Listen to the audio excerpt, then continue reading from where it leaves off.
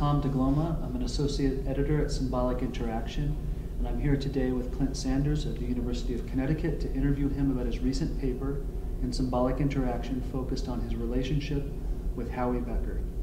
So thank you very much for being here with us and talking with us today, Clint. Good to be here, Tom.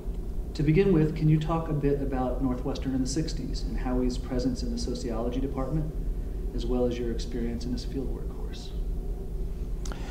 The 60s was like the heyday of sociology. So my cohort, when I came into Northwestern in 66, had over 60 people in it.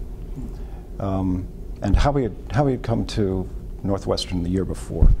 So at a party, Bernie Beck says, I'm talking to Bernie Beck about what I'm interested in, he says, "Oh, you need to meet Howie Becker." And at that time, I didn't actually know Howie Becker was at Northwestern. I had read Outsiders because I was kind of interested in marijuana, and but I didn't know he was there. So I said, "Great," but I never got to much see him other than like in the halls until his fieldwork course that essentially everybody had to take. And it was a great course because you come in the first day, and Howie's there. I remember he was smoking at the time. So he would hold the cigarette in his mouth and kind of squint against the smoke.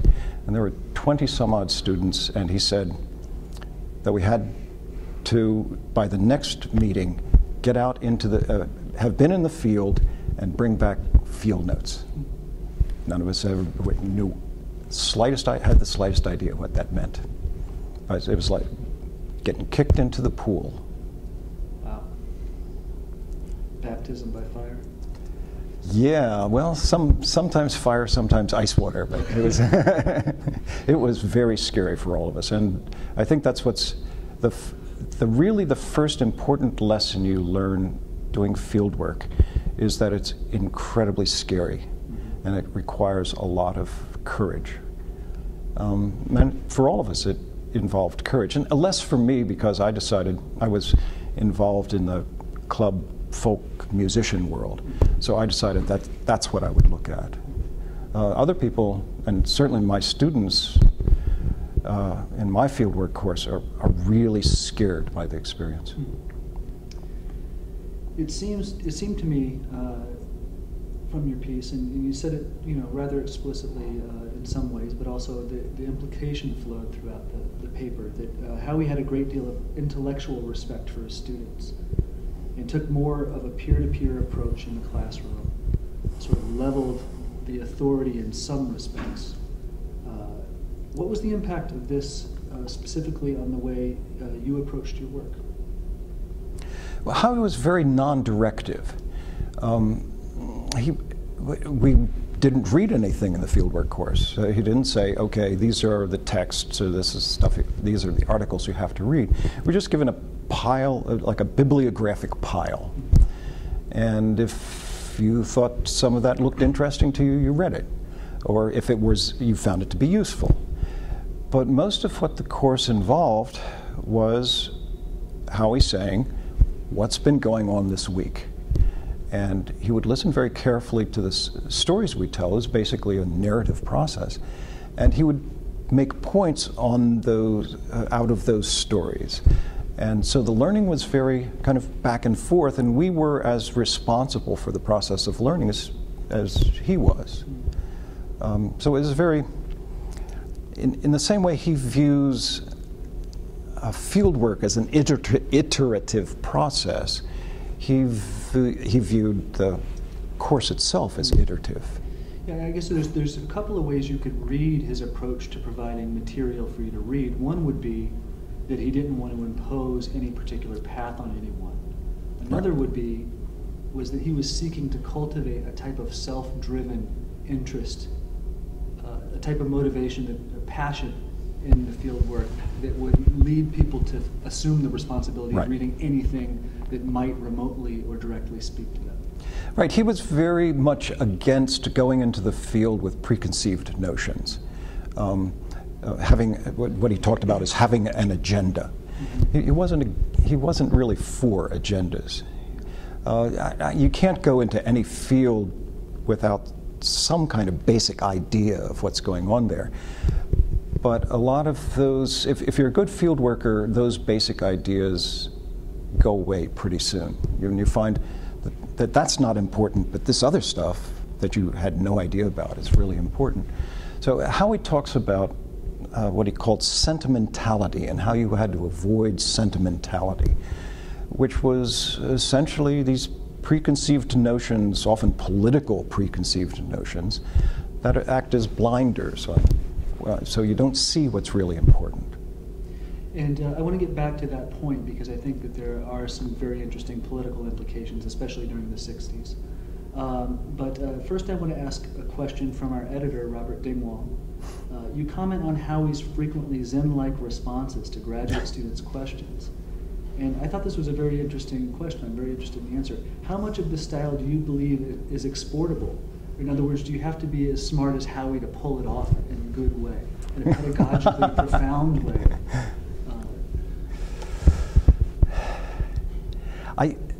I think being as smart as Howie is a real advantage in doing that. I think one can pull it off in a kind of half-assed way in the same way a non-directive psychiatrist pulls it off. Say, oh, what do you think about that? Yeah. Kind of Zen approach. But Howie was much better than that. He would just toss out very small ideas, but what does that remind you of, kind of thing, or what's that like? Is something you'd say all the time. What is that like? What do you think that's like? Did you get the feeling when he was doing this that he was highly in tuned or present with your answer to those very small questions? Oh, yes, absolutely. I mean, he was very much, as a good field worker, he was very much focused on what was the exchange was that was going on. And he was, it's interesting because he was not only a good interviewer, and this is something that's really good about Howie. A good interviewer is listening to you rather than thinking about the next thing he's going to say. Right. And that's exactly the way Howie worked. Great. A good communicator in general. Exactly. Another question from our editor, Robert. In this paper, you describe classes with Howie and the rather elliptical relationship between theory and practice you encountered there. At the same time, however, Howie has clearly made important contributions to theory. Can you say any more about how he brought people to seeing sociology and the human activity all around them, as he put it? Clearly, he does make connections between collective activity and abstract nouns, even as he criticizes the way a lot of other sociologists do it. Howie, and I think he explicitly talks about this, sees theory as kind of an inconvenient necessity. And we never really, certainly in his class, talked about theory explicitly, at least early on. What we talked about is what people did. And Howie says that theory often blinds us or deflects us from seeing what's really going on. He says what's important is that people are doing things together and how they understand what they're doing and the meaning structure that undergirds that. And if you go into the field thinking that you're looking for institutional power structures and things like that, or the kinds of things you learn about as a sociologist, you're going to be very disappointed because you won't see them. What you will see are people doing things together. So that's what you focus on. And it is out of that that you begin to see certain patterns, and it's out of those patterns that you begin to make sense of what's going on, and it's out of that sense-making process you begin to develop what crudely we can call theory. And this is maybe a good way to sort of transition into a good time to transition into some of Howie's impact on the discipline, because it might highlight some of the irony, I think, that Robert might have been aiming to get at without putting words in his mouth. But you know, Howie, in his remarkable work on deviance, as you note and as you write about, coined the term moral entrepreneur, and a variety of people, a variety of subfields in the discipline related to cultural sociology, social memory studies, organizational studies, have used that term or variations on that term to describe the ways that actors attempt to shape the world around them, and used it in a very generic sense to define the relationship between agency and a structure of rules. Can you comment on both the substantive aspect, but also the fact that Howie's aversion to theory ends up making him really a theoretical genius in the field, so to speak? Howie was always one to value poking conventionality in the eye. Okay. So I think, this is a hunch, that his what sometimes might be seen as an anti-theory position is kind of poking conventional sociology in the eye, that what's really important is theory rather than understanding what's going on in some kind of real way. But certainly he has major responsibility for developing broad ranges of theory. What's crudely called labeling theory is basically, he didn't think it up originally, but he developed it in important ways. Collective action, the whole way in which collective action works in art worlds or various other kinds of productive worlds, is really central to the work a whole lot of people are doing. The concept of moral entrepreneurs has spread to a wide variety of disciplines. So again, Howie was not anti-theory, he was just anti-being taken up solely with theory. Okay, so with regard to Howie's approach to methods more generally, can you explain, and this gets back to a point we were discussing before, this notion of what you say when you bring the paper to a close, that he insists that people see behind, quote, the blinders of sentimental allegiance to ideology. And you explicitly then, in the next sentence, oppose this to a freedom. I'm interested in what you mean by freedom in your own work. How has that been shaped by Howie's lesson here?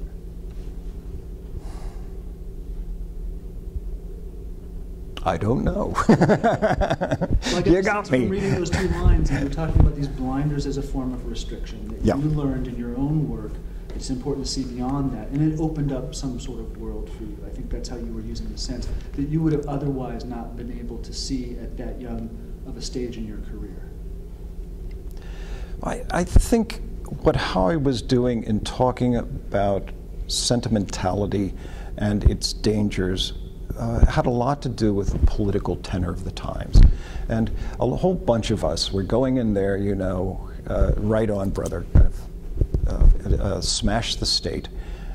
And he thought that was interesting, but wanted all of us to avoid those preconceptions and seeing that stuff is what is important. And so in that sense, if freedom derives from not being bound by preconceptions, not being bound by conventionality, not being bound by what everyone knows is the case. What he was always attacking, what Howie has always attacked, is the idea that what everyone knows actually should have some weight. Because what we as sociologists should do is look behind what everybody knows. And you see that actually what everybody knows is useful for some and oppressive to others, and but something that should less be accepted than something that is questioned. So the political position is not necessarily bad or wrong, but it doesn't necessarily make you a sociologist. Exactly. And the political position, Howie importantly made the distinction between political position that one as a person, me as a person, has, and a political position that one moves into their sociology. He was very much against the latter and very much for the former. He said, look, we don't, if we think racism is a bad thing, why in the world do we need sociology to prove that? We know it, and I can fight against it as an individual citizen in this society. But we don't need science to prove oppression. We don't need science to prove racism. We don't need science to prove the oppression of, gender oppression. It's something that we as citizens can fight against. It's all that which side are you on notion that he talks about. And a final question from Robert Dingwall. What should others take from Howie's skepticism about the usefulness of symbolic interactionism as a label for a particular body of scholarship? Are we just people who do sociology in a particular way rather than a distinctive tribe? Did you recognize when you were being taught to be a symbolic interactionist in graduate school, or did this come later? We'd never talked about symbolic interactionism per se, that I can remember. We talked about it in the theory courses and stuff, but Howie didn't talk about symbolic interactionism, and a lot of his interviews, some of his interviews, he talks fairly negatively about interactionism, and I think that's because he saw much of the interactionist literature as getting away from what he thought was important, as getting into the minutiae of arguments about this or that small element of theory, or what Mead really meant by this. And he didn't have much patience for that stuff, and I don't think he had much patience for the kind of things that came into interactionist sociology as the postmodernist phase of interactionist sociology. That stuff is a bit beyond the kinds of things he was interested in. And so at one point he says, well, when I read Symbolic Interaction, the journal, there's just not a lot in there that really interests me. And I think that's because it was getting away from the basic notion of what interactionist sociology is actually what people do with each other day in and day out. Which I think is an important lesson for us all to learn. Absolutely. Is there anything else you would like to share or add? No, not particularly. Well, thank you very much. On behalf of our editorial team at the Journal Symbolic Interaction, thank you very much for the interview. It's good to be here.